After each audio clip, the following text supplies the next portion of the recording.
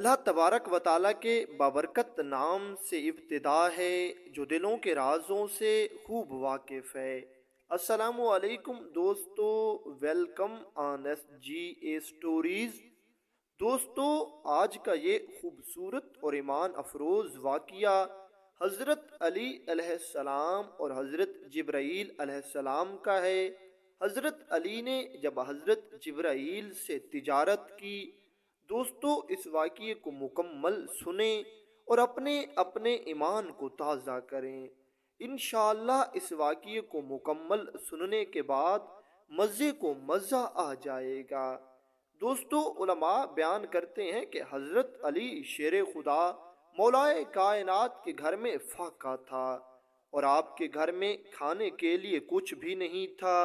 کئی دنوں سے حسنین کریمین سیدائے کونین اور شیر خدا حضرت علی مولائے کائنات رضی اللہ تعالی عنہ کے گھر میں کھانے کے لیے کچھ بھی نہیں تھا، تو حضرت بی بی پاک سیدائے کونین نے اپنے سر کے تاج شیر خدا مولائے کائنات حضرت علی رضی اللہ تعالی عنہ کو اپنی چادر اطہر مبارک یا کچھ اور کپڑے مبارک دیے اور آپ علیہ السلام سے فرمایا کہ جاؤ اسے بازار میں بیچ دو اور کچھ کھانے پینے کا سامان لے کر آؤ۔ حضرت علی شیر خدا جناب امیر المومنین رضی اللہ تعالی عنہ وہ چادر اطہر مبارک یا وہ لباس مبارک یا وہ کپڑے مبارک اٹھا کر بازار کی طرف گئے اور بازار میں وہ بیچ دیے۔ علماء لکھتے ہیں کہ حضرت علی نے وہ چادر اطہر مبارک 6 درہم میں بیچی تھی۔ اب حضرت علی رضی اللہ تعالی عنہ وہ 6 درہم لے کر واپس آ رہے تھے کہ راستے میں آپ کو ایک فقیر ملا۔ اس فقیر نے اللہ تعالیٰ کے نام پر حضرت علی سے کچھ مانگا۔ اب یہ کیسے ہو سکتا ہے کہ کوئی مولائے کائنات حضرت علی شیر خدا امیر المومنین سے کچھ مانگے اور امیر المومنین اس کو واپس خالی بھیج دے؟ حضرت پیر سید نصیر الدین نصیر رحمت اللہ علیہ کا ایک شعر ہے، وہ شعر اگرچہ نعت کا ہے لیکن اسی گھرانے کا ہے۔ تو کسی کو بھی اٹھاتا نہیں اپنے در سے کہ تیری شان کے شایع نہیں ایسا کرنا۔ یعنی یہ وہ لجپال گھرانہ تھا جو آئے ہوئے ہر سوالی کو بامراد واپس لوٹاتے، ہر سوالی کی مرادیں پوری ہو جاتی تھیں۔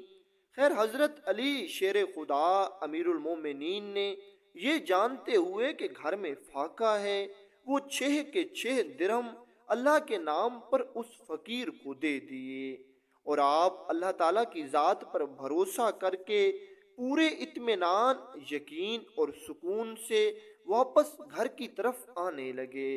حضرت علی شیر خدا مولائے کائنات رضی اللہ تعالی عنہ ابھی راستے میں ہی تھے کہ راستے میں آپ کو ایک شخص ملا جو اپنی اونٹنی پکڑ کر بیچ رہا تھا۔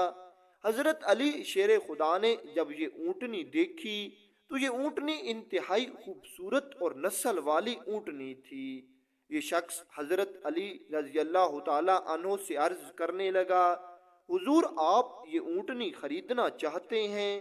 مولائے کائنات شیر خدا امیر المومنین جناب حضرت علی رضی اللہ تعالی عنہ فرمانے لگے، جی میں اونٹنی خریدنا چاہتا ہوں، لیکن مسئلہ یہ ہے کہ میرے پاس اس وقت رقم اور دولت نہیں ہے کہ میں وہ تمہیں ادا کر کے تم سے یہ اونٹنی خرید لوں۔ یہ شخص کہنے لگا، حضور آپ پر اعتبار ہے، آپ پر بھروسہ ہے، آپ اونٹنی لے لیں، رقم پھر ادا کر دینا۔ حضرت علی رضی اللہ تعالی عنہ نے پوچھا، کتنے کی بیچو گے؟ اس شخص نے کہا، حضور میں 100 درہم کی اونٹنی بیچ رہا ہوں۔ حضرت علی شیر خدا مولائے کائنات نے یہ اونٹنی 100 درہم کی لے لی۔ اب حضرت علی رضی اللہ تعالی عنہ اس اونٹنی کو لے کر آگے بڑھ رہے تھے کہ راستے میں ایک اور شخص ملا۔ اس شخص نے حضرت علی سے پوچھا کہ آپ یہ اونٹنی بیچنا چاہتے ہیں؟ حضرت علی نے فرمایا، جی میں بیچنا چاہتا ہوں۔ یہ شخص کہنے لگا، حضور میں آپ سے یہ اونٹنی 160 درہم کی خریدنا چاہوں گا۔ حضرت علی فرمانے لگے کہ میں نے تو یہ اونٹنی 100 درہم کی خریدی ہے، میری قیمت خرید کل 100 درہم ہے، اب تمہاری مرضی ہے۔ یہ شخص کہنے لگا حضور بس مجھے آپ 160 درہم میں یہ اونٹنی بیچ دیں۔ حضرت علی شیر خدا مولائے کائنات رضی اللہ تعالی عنہ نے یہ اونٹنی 160 درہم میں اس شخص کو بیچ دی۔ اس شخص نے 160 درہم حضرت علی کو دیے اور اونٹنی لے کر چلا گیا۔ آپ علیہ السلام ابھی تھوڑا ہی چلے تھے کہ وہی شخص جس نے آپ پر 100 درہم کی یہ اونٹنی بیچی تھی آپ کو آ ملا اور حضرت علی سے پوچھنے لگا کہ آپ نے اونٹنی کہاں کی؟ تو آپ نے ساری بات بتا دی کہ میں نے وہ اونٹنی جو تم سے 100 درہم کی خریدی تھی وہ میں نے اس شخص کو 160 درہم کی بیچ دی ہے۔ پھر حضرت علی رضی اللہ تعالی عنہ نے اس شخص کو اپنے 100 درہم عطا کیے اور آپ آگے چلے گئے۔ اب حضرت علی رضی اللہ تعالی عنہ کے پاس 60 درہم بچ گئے تھے۔ حضرت علی شیر خدا مولائے کائنات جناب امیر المومنین یہ درہم لے کر سب کچھ جانتے ہوئے کہ یہ کیا ماجرا ہوا ہے اپنے گھر مبارک میں پہنچے اور یہ 60 درہم سیدہ کونین حضرت بی بی پاک سلام اللہ علیہا کے آگے رکھ دیے۔ آپ نے حضرت علی سے پوچھا کہ یہ کیا ہے، کیونکہ آپ جانتی تھیں کہ وہ چادر اطہر مبارک کہ جس کی قیمت حقیقت میں پوری کائنات بھی نہیں ہو سکتی، بظاہر دنیاوی طور پر 60 درہم سے بہت کم پیسوں کی تھی۔ حضرت علی شیر خدا نے سارا واقعہ سیدہ کونین سلام اللہ علیہا کو بتا دیا اور یہ بھی بتایا کہ میں نے تجارت کی ہے، میں نے تجارت کسی عام دنیاوی تاجر کے ساتھ نہیں کی بلکہ تجارت اس کے ساتھ کی ہے جو ہمیشہ اور ہر وقت نفع دیتا ہے، اور اس کا اعلان ہے کہ میں ایک کے بدلے میں تمہیں 10 عطا کروں گا۔ خیر حضرت علی شیر خدا مولائے کائنات نے جب یہ بات حضور نبی کریم صلی اللہ علیہ وآلہ وسلم کی بارگاہ اقدس میں حضور صلی اللہ علیہ وآلہ وسلم سے بیان فرمائی تو حضور فرمانے لگے اے علی جانتے ہو وہ اونٹنی بیچنے والا کون تھا، وہ اونٹنی خریدنے والا کون تھا اور وہ اونٹنی کیا تھی؟ حضرت علی فرمانے لگے حضور آپ ہی بتا دیں۔ تو غیب دان نبی نے اپنی زبان حق ترجمان سے حضرت علی سے فرمایا اے علی جان لو کہ جس شخص نے تم پر اونٹنی بیچی وہ حضرت جبرائیل علیہ السلام تھے، اور جس شخص نے تم سے اونٹنی خریدی وہ حضرت میکائیل علیہ السلام تھے، اور وہ اونٹنی جو آپ نے خریدی اور بیچی وہ کوئی عام اونٹنی نہیں تھی بلکہ جنت کی اونٹنی تھی۔ دوستو ہمارا یہ دوسرا واقعہ بھی بالکل اسی طرز کا ہے۔